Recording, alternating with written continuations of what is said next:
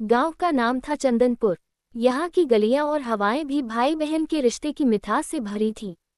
इसी गांव में रहते थे राधा और मोहन, जिन्हें गांव के लोग प्यार से चंदनपुर की जान कहते थे। राधा और मोहन का रिश्ता बचपन से ही खास था। वे हर साल रक्षाबंधन का त्योहार बड़े धूमधाम से मनाते थे। एक दिन राधा को एक पुराना पत्र मिला, जिसमें लिखा था, राधा, इस रक्षाबंधन पर तुम्हें एक अनमोल तोहफा मिलेगा। पत्र पर न तो कोई नाम था और न ही कोई पहचान। ये पत्र राधा को हैरान कर गया। उसने मोहन को ये बात बताई और दोनों ने मिलकर यह जानने का निर्णय लिया कि यह पत्र किसने भेजा है। जैसे जैसे रक्षाबंधन का दिन नजदीक आ रहा था, राधा और मोहन की उत्सुकता बढ़ती जा रही थी। उन्होंने गांव के बुजुर्गों से भी इस बारे में बात की, पर किसी को भी इस पत्र का राज नहीं पता था। एक दिन राधा को अपने दादाजी की पुरानी डायरी मिली। उसमें एक किस्सा लिखा था, जिसमें एक रहस्यमय खजाने का जिक्र था। राधा और मोहन ने तय किया कि वे इस खजाने की खोज करेंगे। उन्होंने डायरी में मिले संकेतों का पालन किया और गांव के बाहर स्थित पुराने मंदिर की ओर बढ़े।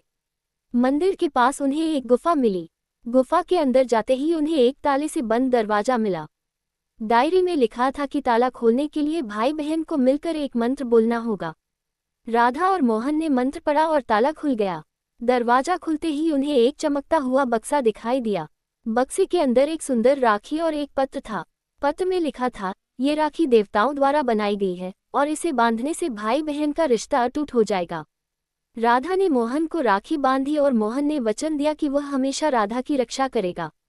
तभी वहां एक रोशनी प्रकट हुई और एक वृद्ध व्यक्ति प्रकट हुए। उन्होंने कहा, मैं तुम्हारे पूर्वज हूँ। ये खजाना तुम्हारे लिए ही था। इस राखी की शक्ति से तुम्हारा रिश्ता और भी मजबूत हो जाएगा। राधा और मोहन ने उस दिन को अपनी जिंदगी का सबसे खास दिन माना।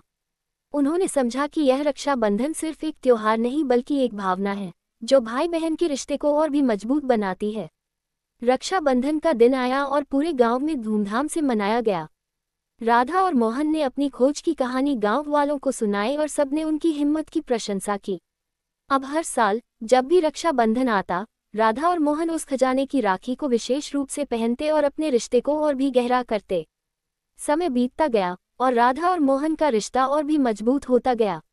उन्होंने अपने बच्चों को भी यह कहानी सुनाई और सिखाया कि रक्षाबंधन का त्योहार सिर्फ एक धागे का बंधन नहीं है, बल्कि एक वादा है जो जीवन भर निभाना होता है। इस तरह चंदनपुर की गलियों में राधा और मोहन की कहानी एक मिसाल बन गई। हर भाई और बहन ने उनसे प्रेरणा ली और अपने रिश्ते को और भी मजबूत बनाने का संकल्प लिया। इस तरह रक्षाबंधन का त्योहार हर साल और भी खास होता गया और भाई बहन के रिश्ते की मिठास से चंदनपुर की हवाएं हमेशा महकती रहीं।